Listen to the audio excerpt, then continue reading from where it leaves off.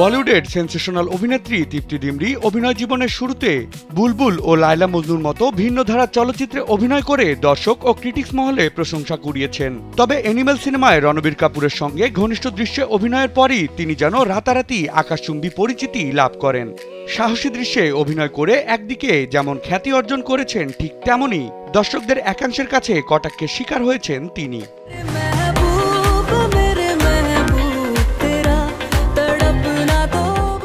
অন্তরঙ্গ দৃশ্যে বিতর্কে জড়ানো প্রসঙ্গকে উড়িয়ে দিয়ে তৃপ্তি বলেন, অ্যানিমেল সিনেমায় কাজের পরে আমার জীবন একেবারে বদলে গেছে।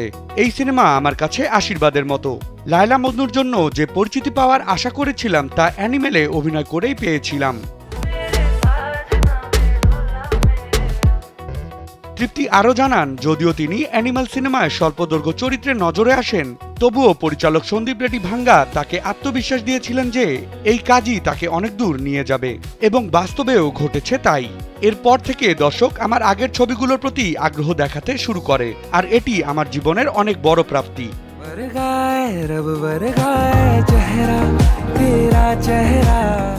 রণবীর কাপুরের সঙ্গে অন্তরঙ্গ দৃশ্যে অভিনয় করা যে মোটেও সহজ ছিল না তা অকপটেই স্বীকার করেন তৃপ্তি। অল্প সময়ের মাঝেই তাকে ঘিরে আবর্তিত গল্পের অংশে সবচেয়ে কঠিন ছিল একটি আবেগঘন দৃশ্য, যেখানে তার চরিত্রের আসল পরিচয় প্রকাশ পায়।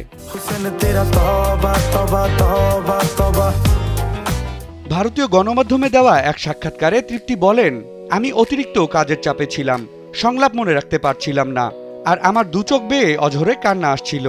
সে সময় রণবীর আমাকে মানসিকভাবে সাহায্য করে এবং পরিচালক আমার প্রতি আস্থা রেখে সময় নিয়ে শুটিং সম্পন্ন করে, আর আমি মনে করি এই ছবি আমার ক্যারিয়ারের মোড় ঘুরিয়ে দিয়েছে।